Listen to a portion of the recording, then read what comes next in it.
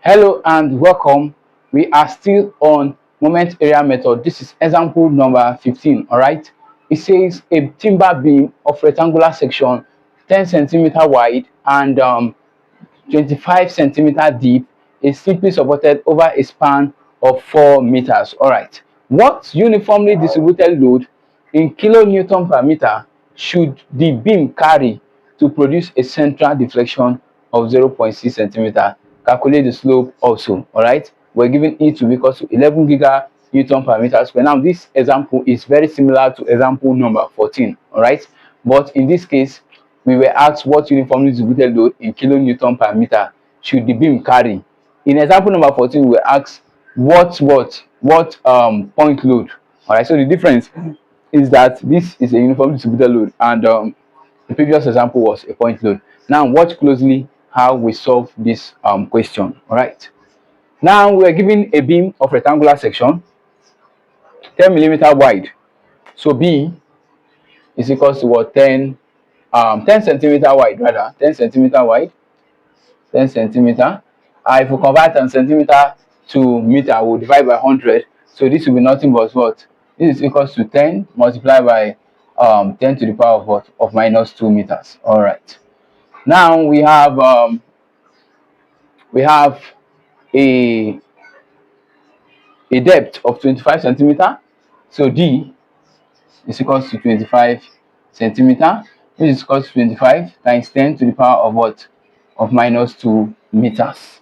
All right. What do we have next? A length of 4 meter. All right. It's already in 4 meter. What do we need? What do we need? Now we are told that there is a central deflection of 0.6 centimeters.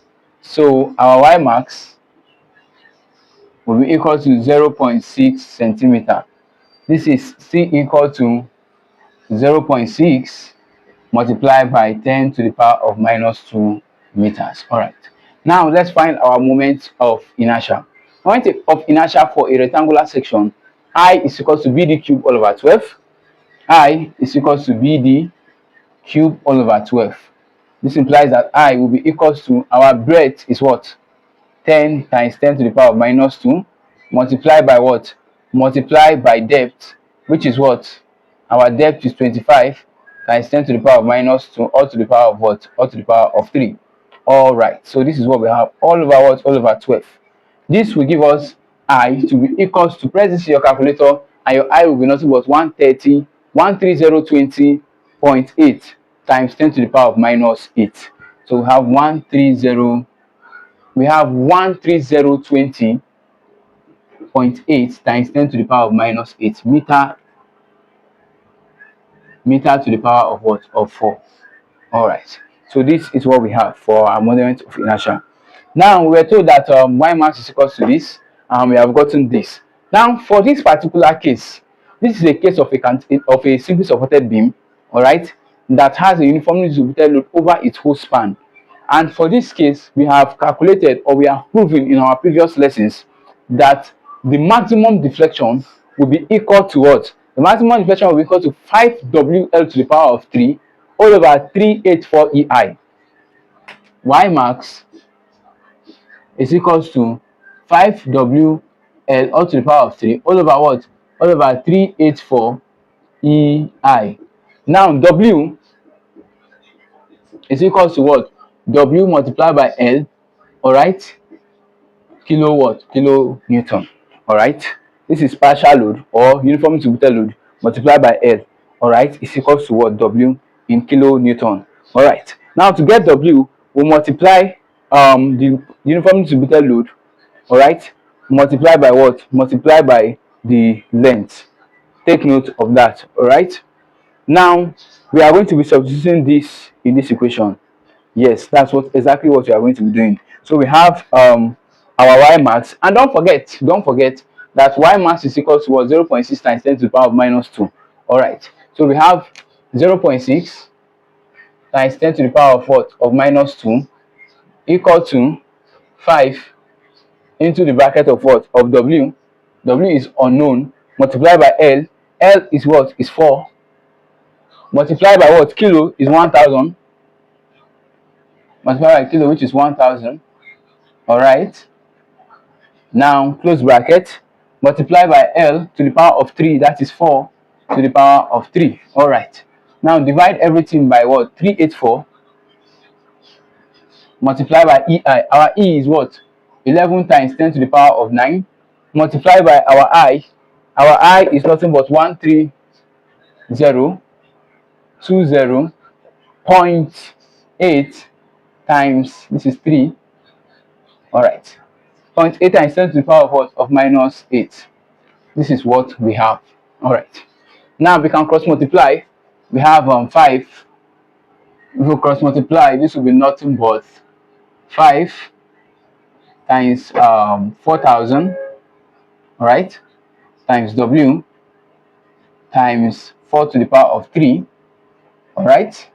Everything will be equal to 0.6 times 10 to the power of minus 2 times 384 times 11 times 10 to the power of 9 times 13020.8 times 10 to the power 8. All right, this is what we have.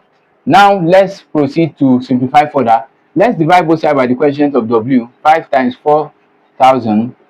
We are just trying to make W the subject of the formula so that we'll get the uniformly distributed load that causes that deflection. All right. So dividing both sides by 5 times 4,000 times 4 to the power of 3. All right. So this here, we go with this. This will go with this. This will go with this. All right. So W will be equals to, now, 0.6 times 10 to the power of minus 2 times 384 times 11 times 10 to the power of 9 times 13020.8 times 10 to the power of minus 8 divided by 5 times 4,000 times 4 to the power of 3. All right. Now, press this in your calculator. You will get W to be equal to 2.578 kilonewton per meter. 2.578 kilonewton per meter. All right. So this is the value for W. This value for W is what will cause this deflection. All right. This value for W here will cause this deflection. So take note of that. All right. Now we are going to be looking for the slope. All right. We are asked to calculate also the slope. All right. So let's calculate the slope. So we have the slope, which is our theta. All right. Maximum slope. Now, when we consider a case like this in our previous class, we said that maximum slope, we derived and we got maximum slope to be equal to WL to the power of what? Of 2 all over 24 EI. All right. It is very important to watch our previous video where all these derivations were done. Thank you. Now, WL to the power of 2 all over 24 EI will be our what? Our maximum slope. If we substitute, we will not get what? The value. All right. But when substituting, our W now will be what? Will be this. This now will be our W multiplied by the perpendicular distance. All right. Multiplied by the distance rather. So it will be 2.578 multiplied by what? 1,000, which is kilo, multiplied by the total length, which is what? Which is 4. So this is what I'm saying. Here we are going to have theta max equals to WL to the power of 2 all over 24 EI, where W is equals to W multiplied by L in kilonewton. W is equal to, now W is this. So we have 2.578 multiplied by what? Multiplied by L, which is this. All right. So we have multiplied by 4, multiplied by kilo, which is 1,000, multiplied by what? 1,000. Everything in meter. All right. So in place of W here, we are going to put all of this. I hope you get what I just did. So this is theta max equal to W, which is what? Which is 2.578 times 4 times 1,000. All right. Multiplied by what? L to the power of 2. So multiply by 4 to the power of 2. Everything is all over what? All over 24. Our E is what? 11 times 10 to the power 9. Multiply by our I. Our I is 13020.8 times 10 to power minus 8. All right. So just punch this and your value will be nothing but what? 0.004799 radian. All right. 0.004799 radian. All right. So our value here will be nothing but what? 0.00